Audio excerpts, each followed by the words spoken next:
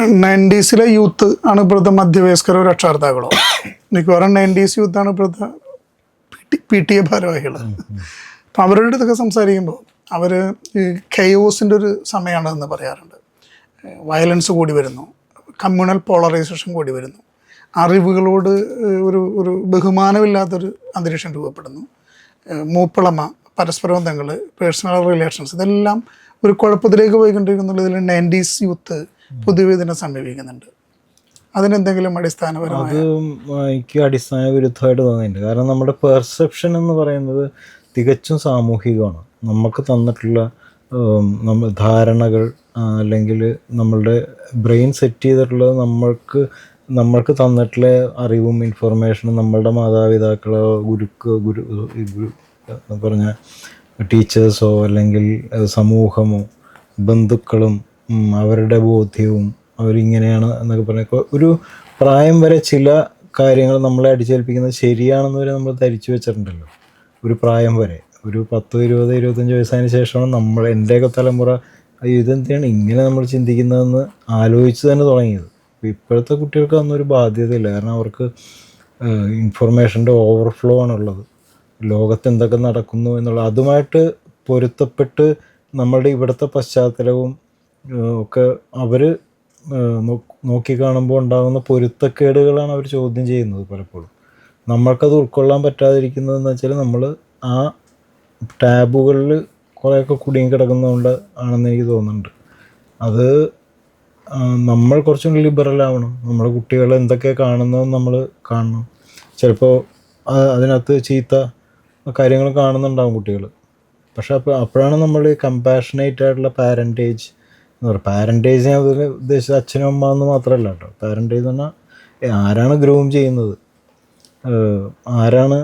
ആരാലാണ് വളർത്തപ്പെടുന്നത് ഒരു ഘട്ടം വരെയെങ്കിലും അവരുടെ സോഷ്യൽ ധാരണകൾ ഇവരെ ബാധിക്കാൻ സാധ്യതയുണ്ട്. അപ്പോൾ ആ രീതിയിൽ ലിബറലും ഓപ്പൺനെസ്സും ഇൻക്ലൂസീവ് ഒക്കെ ആയിരിക്കണം ആ തലമുറ എന്ന് എനിക്ക് തോന്നുന്നത്. അപ്പോഴാണ് കുട്ടികൾക്ക് കമ്പാഷനും കൂടി ഉണ്ടാകുക.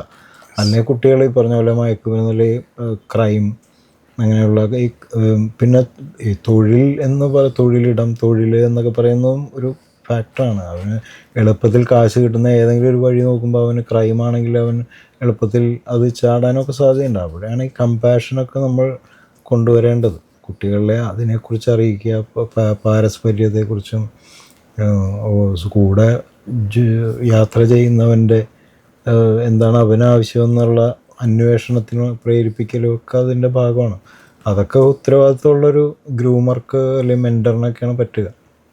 അതാണ് നമ്മൾ ചെയ്യേണ്ടത്. അല്ലാണ്ട് അറിവ് കൊടുക്കലല്ല. അറിവ് നമ്മൾ കൊടുക്കേണ്ടതില്ല. കാരണം നമ്മളുടെ പരിമിതമായ അറിവാണ് നമ്മളുടെ തലമുറയ്ക്കുള്ളത്. എക്സ്പീരിയൻസ് ഉണ്ടാവും, പക്ഷേ അറിവ് അവരോട് കൊടുക്കാൻ നിൽക്കരുതെന്നാണ് എൻ്റെ അഭിപ്രായം. കാരണം അറിവുകൾ ഇപ്പോൾ ലോകത്തെ എല്ലായിടത്തും ഉണ്ട്. അവരത് അറിഞ്ഞുകൊണ്ടേയിരിക്കുന്നുണ്ട്. ലോകത്തുള്ള എല്ലാ മാറ്റങ്ങളും അറിഞ്ഞുകൊണ്ടേയിരിക്കുന്നത്. പിന്നെ ശാസ്ത്രം എന്ന് ഞാൻ ഉദ്ദേശിച്ച ശാസ്ത്രത്തിൻ്റെ ഉറവിടം എന്ന് പറയുന്നൊരു കാര്യമുണ്ട്. ആരുടെ ബ്രെയിനിലാണ് ഇതൊക്കെ ആദ്യം മുളച്ചത്? നമ്മളൊക്കെ എൻഡ് യൂസറാണ് ശാസ്ത്രത്തിൻ്റെ, അല്ലേ? നമ്മൾ വാട്സാപ്പ് ഉപയോഗിക്കുന്നു, ഫേസ്ബുക്ക്. ഇതിൻ്റെ അനലിറ്റിക്സിനെ കുറിച്ച് ആലോചിച്ച് ആ ഒരു തലേക്കല്ലിൻ്റെ വ്യവഹാരം നമ്മൾ ആലോചിക്കുന്നില്ല. അതിനെക്കുറിച്ച് ആലോചിക്കുമ്പോൾ നമ്മൾ അത്ഭുതപ്പെടേണ്ടത്. അങ്ങനെ ആലോചിച്ചുകൊണ്ടാണ് അത്ഭുതപ്പെടേണ്ടത്. ഈ ശാസ്ത്രത്തിൻ്റെയും രൂപീകരിക്കപ്പെട്ടതിൻ്റെ ഉറവിടം, അതിൻ്റെ ബ്രെയിൻ, അതിൻ്റെ ആലോചനകൾ വരെ എത്തി നിൽക്കുകയല്ലേ. അതിൻ്റെ പിന്നിൽ എന്തൊക്കെ ആലോചനകൾ ഉണ്ടാവും.